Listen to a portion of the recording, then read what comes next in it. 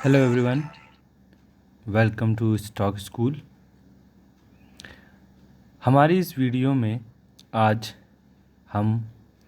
Module 5 price action के advance concepts के बारे में जानेंगे। ये हमारा जो कि कंप्लीट कोर्स फॉर ट्रेडिंग चल रहा है, इसमें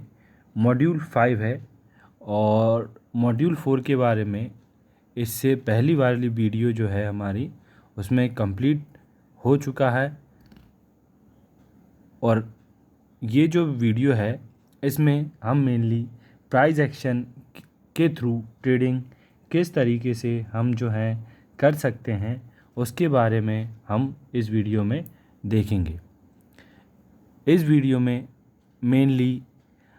हम जो देखेंगे सबसे पहले कि सपोर्ट रेजिस्टेंस क्या होता है और किस तरीके से सपोर्ट रेजिस्टेंस जो है हम फाइंड कर सकते हैं, जो कि सबसे इम्पॉर्टेंट है ट्रेडिंग के लिए। इसके अलावा हम देखेंगे कि जो भी कैंडल स्टिक्स के बारे में हमने हमारी पिछली वीडियोस में देखा है, उन कैंडल स्टिक्स पैटर्न्स को किस पॉइंट पे हमें ट्रेड करना चाहिए और किस टाइप के पैटर्न्स को हम generally most of the time charts में फॉर्म होते हुए देख सकते हैं। इसके बाद हम देखेंगे कि चार्ट पैटर्न्स जो हैं वो जो फॉर्म होते हैं उनको किस तरीके से हम ट्रेड कर सकते हैं और ट्रेड में हमें चार्ट पैटर्न्स जब फॉर्म होते हैं कब एंटर करना होता है। इसके बाद हम देखेंगे कि जो ट्रेंड लाइंस होती हैं उनका यूज़ हम किस तरीके से कर सकते हैं सपोर्ट रेजिस्टेंस फाइंड करने के लिए, या किस तरीके से हम उनको ट्रेडिंग में एंट्री लेने के लिए यूज़ कर सकते हैं।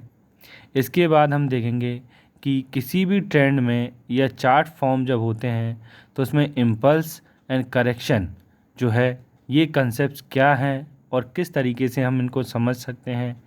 इसके अलावा हम ब्रेकआउट्स के बारे में भी हमारी इस वीडियो में जानेंगे कि ब्रेकआउट्स को ट्रेड करने का जो सबसे सही तरीका है वो कौन सा तरीका है, या किस तरीके से हम ब्रेकआउट्स को ट्रेड कर सकते हैं। एंड लास्ट टॉपिक इस मॉड्यूल 5 में हमारा रहेगा साइकोलॉजिकल लेवल्स। साइकोलॉजिकल लेवल्स जो कि मार्केट को बहुत ज़्यादा अफेक्ट करते हैं, स्पेशली साइकोलॉजिकल लेवल्स पे जो ट्रेडिंग करते हैं वो बड़े बड़े इंस्टीट्यूशंस या बिग मार्केट प्लेयर्स, या जिनके पास बहुत ज़्यादा पैसा है या जो मार्केट को मैनिपुलेट कर सकते हैं, वो जनरली साइकोलॉजिकल लेवल के बेस पे ट्रेडिंग करते हैं। तो सबसे पहले हम हमारे मॉड्यूल 5 में जो सबसे पहला टॉपिक है सपोर्ट एंड रेजिस्टेंस, इसको देखते हैं।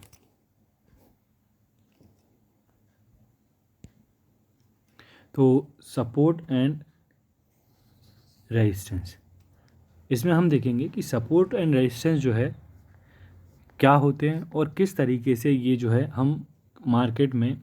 चार्ट्स में इनको आइडेंटिफाई कर सकते हैं और इनकी हेल्प से जो है किस तरीके से हम ट्रेडिंग को और बेहतर और अच्छा बना सकते हैं।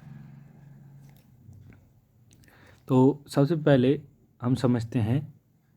कि जो सपोर्ट है वो क्या होता है। जैसे कि मार्केट में जो है हम एक तरीके से धीरे धीरे धीरे हायर हाइस एंड हायर लोस बनाते हुए हम मार्केट में ऊपर की तरफ मूव करते हैं, और एक ऐसा पॉइंट आता है मार्केट में जब मार्केट जो है उस पॉइंट से रिवर्स होके उस पॉइंट को क्लियर नहीं कर पाता या उस पर्टिकुलर लेवल या जोन से मार्केट ऊपर नहीं जाता, तो उस जोन को हम जनरली कह सकते हैं रेजिस्टेंस जोन। जिस जोन से मार्केट जो है बाउंस होके नीचे की तरफ बार बार आ रहा है और उसको ब्रेक नहीं कर पा रहा है। फिर जब मार्केट इसी जोन को पर्टिकुलर लेवल को जब ब्रेक करके ऊपर चला जाता है तो एक तरीके से वही जो रेजिस्टेंस जोन था अब एक तरीके से मार्केट के लिए सपोर्ट जोन का काम करने लग जाता है। मतलब कभी भी मार्केट अपने किसी रेजिस्टेंस जोन को ब्रेक करेगा तो वापस जब वो नीचे की तरफ आता है तो वो एक तरीके से रेजिस्टेंस फेस करता है, तो उसको हम सपोर्ट जोन कहते हैं। After breaking of the resistance zone, जो रेजिस्टेंस पहले था वो अब सपोर्ट का काम करने लग जाता है। रेजिस्टेंस जोन, अब जैसे हम मानते हैं कि मार्केट जो एक तरीके से नीचे की तरफ मूव कर रहा है लेकिन किसी पर्टिकुलर लेवल या जोन को वो ब्रेक नहीं कर पा रहा है, तो एक तरीके से मार्केट के लिए वो नीचे वाला जोन जिसको वो मार्केट ब्रेक नहीं कर पा रहा है उसको हम सपोर्ट जोन बोलेंगे। लेकिन जब वो सपोर्ट जोन को मार्केट ब्रेक कर देता है तो वही सपोर्ट जो है मार्केट के लिए बाद में रेजिस्टेंस का काम करने लगता है, जिसकी वजह से मार्केट वापस ऊपर जाने में जो है मुश्किल फेस करता है। तो एक तरीके से उसके लिए वो जोन जो है वो रेजिस्टेंस जोन बन जाता है। सपोर्ट जोन का जो हम दूसरे तरीके से जान सकते हैं उसको हम डिमांड जोन कह सकते हैं, और जो रेजिस्टेंस जोन है रेजिस्टेंस जोन को दूसरी तरीके से हम सप्लाई जोन के नाम से भी जान सकते हैं।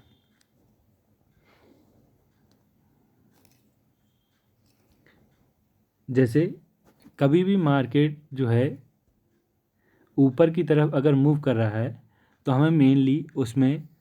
सिर्फ सपोर्ट्स ढूंढना चाहिए, क्योंकि एक अप ट्रेंड में मेनली क्या है मार्केट जो है कभी भी ऊपर जाता है तो वो higher highs and higher lows बनाते हुए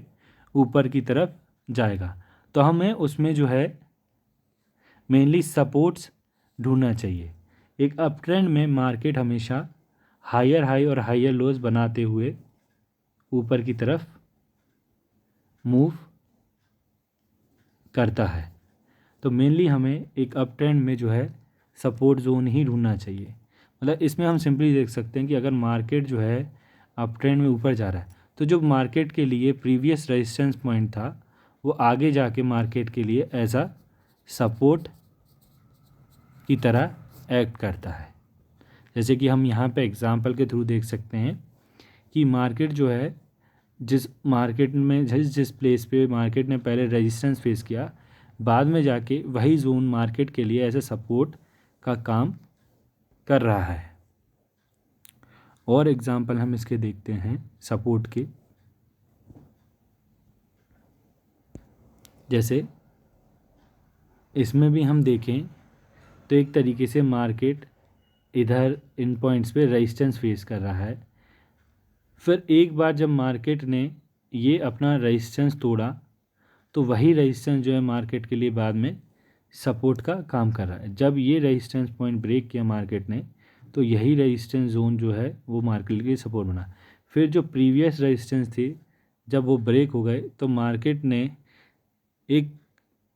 अपवर्ड मोमेंटम लिया और उसके बाद रिटर्न होके वापस उसी जोन में जहाँ पे वो मार्केट पहले रेजिस्टेंस फेस कर रहा था वही जोन जो है अप ट्रेंड में अब सपोर्ट का काम कर रहा है।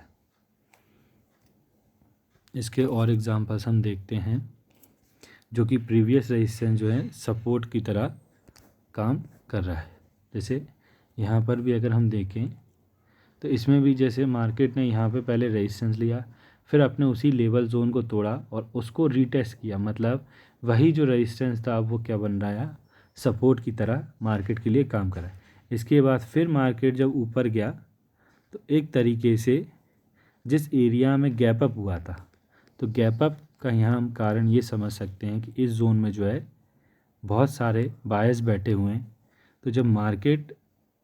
ऊपर जा रहा है तो वापस एक तरीके से जब नीचे इसी जोन में आता है फिर से ये जोन अगेन मार्केट के लिए सपोर्ट का काम किया और मार्केट फिर से ऊपर की तरफ मूव कर गया। तो इस तरीके से हम देख सकते हैं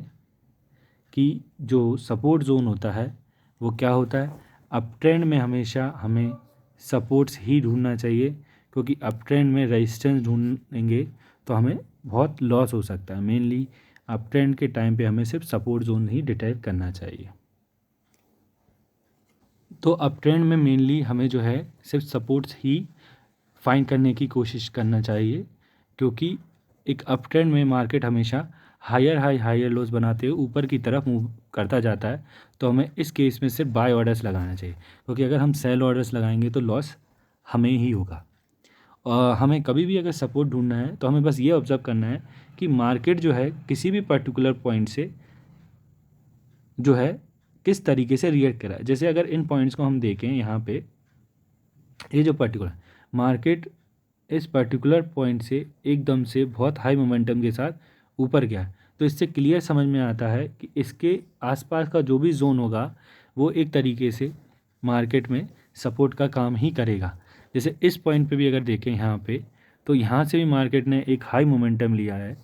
तो मार्केट जब भी अगर इस पर्टिकुलर जोन के आसपास आएगा रिटर्न होके, तो यहाँ पे प्रोबेबिलिटी ये कहती है कि यहाँ से वापस सपोर्ट लेके बाउंस बैक कर सकता है।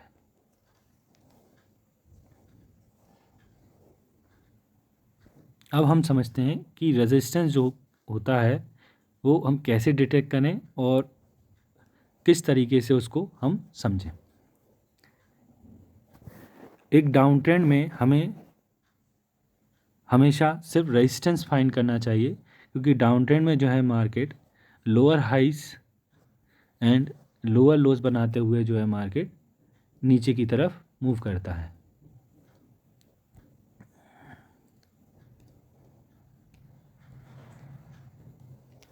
डाउन ट्रेंड में जो है market lower highs and lower lows बनाते हुए नीचे की तरफ मूव करता है। तो मेनली हमें जो है डाउन ट्रेंड में सिर्फ रेजिस्टेंस जोन्स ही ढूंढना चाहिए और सेल साइड ही रहना चाहिए। अब रेजिस्टेंस फाइंड करने का सिंपल तरीका क्या है, जैसे हम देखते हैं यहाँ पे मार्केट ने एक तरीके से अपने इस पर्टिकुलर लेवल पे पहुँचा, एक पुल बैक लिया और फिर इस जोन को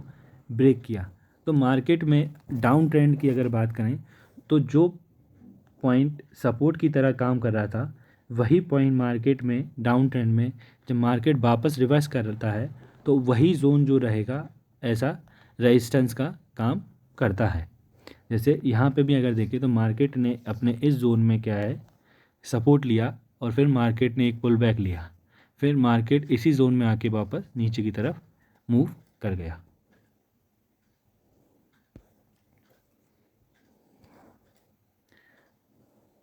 अब साइडवेज मार्केट की अगर हम बात करें तो इन साइडवेज मार्केट हमें हमेशा ये ऑब्ज़र्व करना है कि मार्केट जो है किसी भी पर्टिकुलर पॉइंट पे या जोन पे किस तरीके का मोमेंटम शो कर रहा है। जैसे इस जोन में अगर हम ऑब्ज़र्व करें तो मार्केट नीचे से ऊपर की तरफ गया और इस जोन को ब्रेक ही नहीं कर पाया। मार्केट ने यहाँ पे पहले फर्स्ट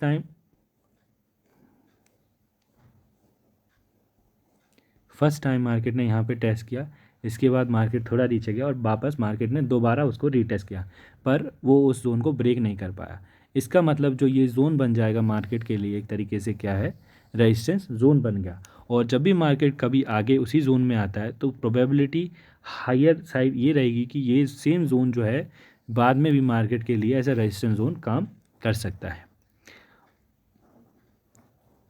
और जैसे कि इधर अगर देखें तो मार्केट जो है इस पर्टिकुलर जोन में ब्रेक नहीं कर पा रहा है, इस जोन को ऊपर जाता है, फिर से इसी पर्टिकुलर जोन को ब्रेक ना कर पाने की वजह से ये जोन मार्केट के लिए जो है सपोर्ट का काम कर रहा है। कभी भी एक सपोर्ट जो टूटता है तो बाद में वो रेजिस्टेंस बन जाता है। A broken support becomes a resistance later. A previous resistance point में also act a resistance point again. जैसे हमने बताया कोई भी रेजिस्टेंस पॉइंट है, जैसे ये था और फिर से मार्केट ने यहीं रेजिस्टेंस लिया, तो सेम जो जोन है वो फिर से रेजिस्टेंस का काम करेगा। ये काफ़ी हाई प्रोबेबिलिटी रहती है। Support and resistance are not only horizontal but they are also dynamic. तो इसका मतलब ये है कि सपोर्ट रेजिस्टेंस ये नहीं है कि हमेशा हॉरिजॉन्टल होते हैं, कभी कभी हमें ट्रेंड लाइन और ईएमएस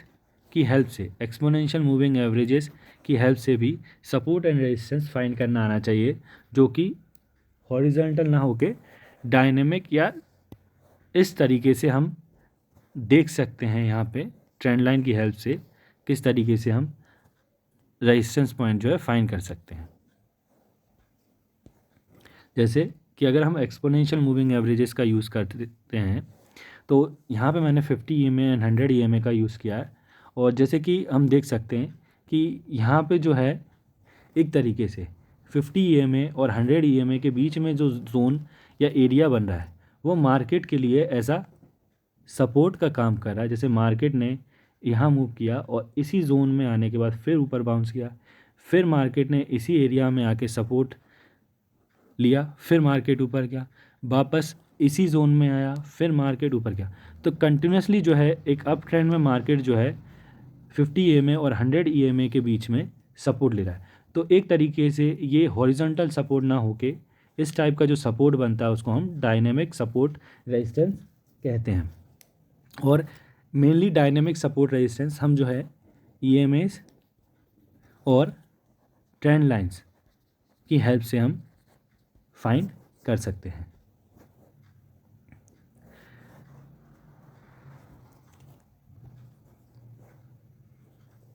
जैसे कि अगर हम यहाँ देखें कि किसी भी पर्टिकुलर जोन में जो है प्राइस किस तरीके से रिएक्ट कर रहा है, मेन हमारा फोकस जब भी हम demand and supply zone find करेंगे या फिर सपोर्ट एंड रेजिस्टेंस फाइंड करेंगे तो हमें ये देखना है कि किस जोन में मार्केट ने जो है एक तरीके से किस पर्टिकुलर जोन में प्राइस ने अपना रिएक्शन मूवमेंट दिया हुआ है। जैसे कि हम अगर यहाँ देखें मार्केट यहाँ से नीचे आया, फिर इस जगह में मार्केट ने एक पुल बैक लिया, फिर मार्केट ने इसको तोड़ने की कोशिश करी, लेकिन मार्केट जो है यहाँ पे एक पर्टिकुलर पैटर्न फॉर्म करके ऊपर चला गया। तो एक तरीके से अब यहाँ पे हम ये देख सकते हैं कि ये जो जोन है पर्टिकुलरली अगर ब्रेक नहीं होता है तो सपोर्ट का काम करेगा, और अगर ब्रेक हो जाता है तो this zone will act as a resistance zone. क्योंकि अभी यहाँ पे मार्केट इसको ब्रेक नहीं कर पा रहा है तो ये जो जोन है, ये जो एरिया है वो मार्केट के लिए सपोर्ट का काम करेगा। लेकिन मार्केट ने जैसे ही इस जोन को ब्रेक किया तो जैसे कि हमने देखा कि जो सपोर्ट होता है वो बाद में रेजिस्टेंस का काम करता है अगर ब्रेक हो जाता है। तो मार्केट ने फिर इस पर्टिकुलर एरिया से बाउंस किया और फिर ऊपर उसी एरिया में जब मार्केट गया तो फिर से बहुत ही हाई रेजिस्टेंस फेस करते हुए मार्केट नीचे की तरफ मूव कर गया। और यहाँ पे भी अगर इस जोन को भी अगर ऑब्जर्व करें तो यहाँ पर्टिकुलर जोन से मार्केट एक तरीके से बहुत हाई मोमेंटम के साथ या गैप अप ओपनिंग के साथ ऊपर गया है। तो इसका मतलब ये जो जोन है एज अ सपोर्ट का काम कर रहा है। तो मार्केट इस जोन में जब वापस आया अगेन मार्केट ने फिर से यहीं से बाउंस करके ऊपर की तरफ हाई मोमेंटम के साथ मूव किया है। तो मेनली कभी भी हमें सपोर्ट एंड रेजिस्टेंस अगर फाइंड करना है, सपोर्ट एंड रेजिस्टेंस या फिर जिनको हम डिमांड एंड सप्लाई जोन कहते हैं। डिमांड जोन मतलब एक ऐसा जोन जहाँ पे शेयर की या ऑप्शंस की या पर्टिकुलर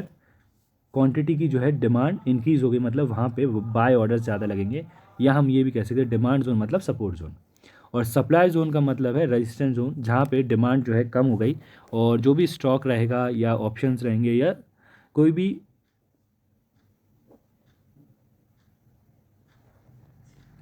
क्वांटिटी हम ट्रेड करेंगे तो उस पर्टिकुलर में जो है सेलर्स जो हैं सप्लाई जोन में एक्टिव ज़्यादा रहते हैं compare to buyers. Now we will learn how we can use candlesticks for trading. Candlesticks को कैसे हम और किस जोन में हम यूज़ करें ट्रेडिंग के लिए।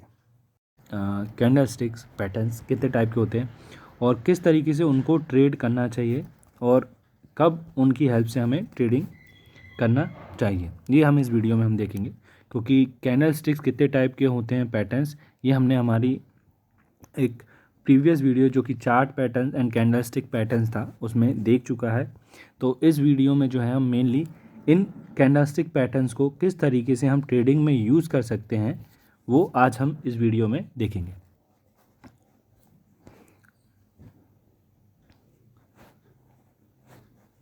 तो सबसे पहला जो पैटर्न है वो हम देखेंगे बुलिश एंगल्फिंग पैटर्न। जैसे कि हमने पहले भी देखा है बुलिश एंगल्फिंग पैटर्न में और बियरिश एंगल्फिंग पैटर्न दोनों ही हमने पहले ऑब्जर्व किए हैं। बुलिश एंगल्फिंग में एक कैंडल जो होती है रेड होती है और सडनली उसको एक पर्टिकुलर जोन में पहुंचने के बाद ग्रीन कैंडल जो है उससे काफ़ी बड़ी फॉर्म होती है और फिर मार्केट जो है after forming this pattern bullish engulfing pattern market जो है अपर डायरेक्शन में मूव करने लगता है। वहीं अगर बियरिश एंगल्फिंग कैंडल पैटर्न की अगर बात करें तो ये मार्केट में ऊपर की तरफ टॉप में फॉर्म होता है किसी particular zone of support and resistance में, और एक्चुअली बियरिश एंगल्फिंग जो है रेजिस्टेंस जोन में फॉर्म होता है और इसके फॉर्म होने के बाद मार्केट जो एक तरीके से नीचे की तरफ मूव करने लगता है। इसी तरीके से और भी पैटर्न्स हैं जो हम देख सकते हैं मार्केट में, जैसे हैमर और शूटिंग स्टार जिसको इन्वर्स हैमर भी कहते हैं, मॉर्निंग स्टार। अब मॉर्निंग स्टार को अगर देखें हम, जैसे कि मैंने बताया था इस वीडियो में हम मेनली पैटर्न्स तो हमने पहले ही देख चुके हैं, कैंडलस्टिक पैटर्न्स कौन कौन से होते हैं, लेकिन मेनली हम देखेंगे कि किस तरीके से इन कैंडलस्टिक पैटर्न्स को हम यूज़ कर सकते हैं ट्रेडिंग में।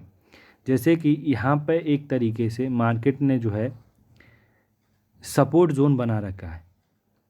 ये जो जोन है मार्केट का सपोर्ट जोन है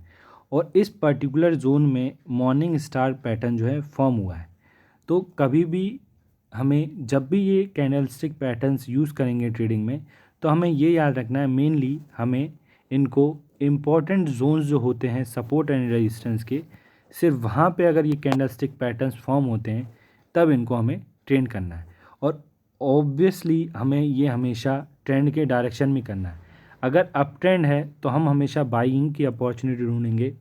और अगर डाउन ट्रेंड है तो हम हमेशा उस मार्केट में सेलिंग की जो है अपॉर्चुनिटी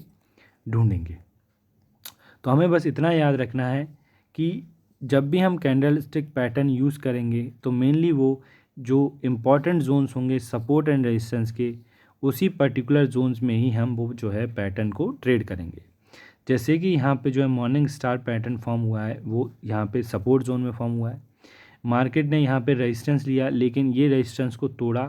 तोड़ने के बाद यहाँ पे again morning star pattern form किया जो कि एक बुलिश पैटर्न होता है और सिग्नल करता है कि मार्केट जो है अब ऊपर की तरफ मोमेंटम देने वाला है।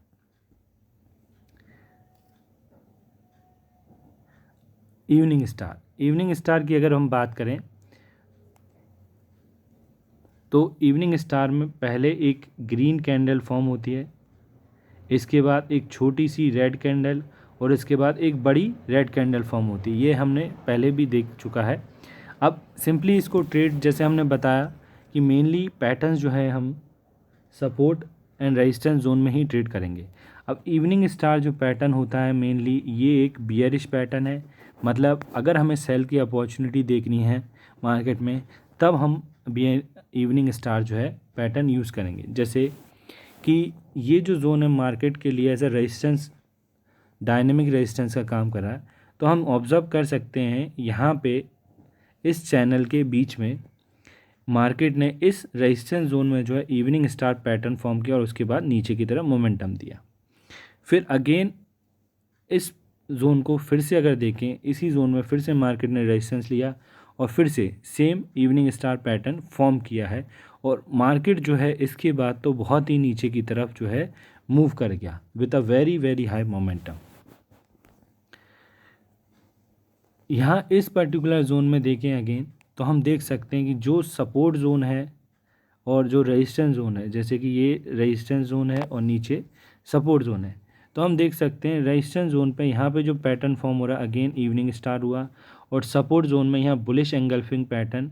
फॉर्म हुआ और यहाँ पे स्मॉलर टाइम फ्रेम में अगर जाके देखेंगे तो डब्ल्यू पैटर्न फॉर्म हुआ जो कि अगेन एक बुलिश पैटर्न होता है। तो मेनली जब भी हमें पैटर्न ट्रेड करने हैं, चाहे वो कैंडल स्टिक पैटर्न्स हों या फिर डब्ल्यू या एम पैटर्न हो, तो ये हमें मेनली सपोर्ट जोन्स में ही ट्रेड करना चाहिए for higher probability of winning. In the next part of Module 5, we will learn about how to trade chart patterns को कैसे ट्रेड किया जाता है, how to use trend lines to find support and resistance, what are impulse and corrective waves in a trend, and what are psychological levels, और psychological levels को किस तरह हम ट्रेडिंग के लिए यूज़ कर सकते हैं। Thank you everyone.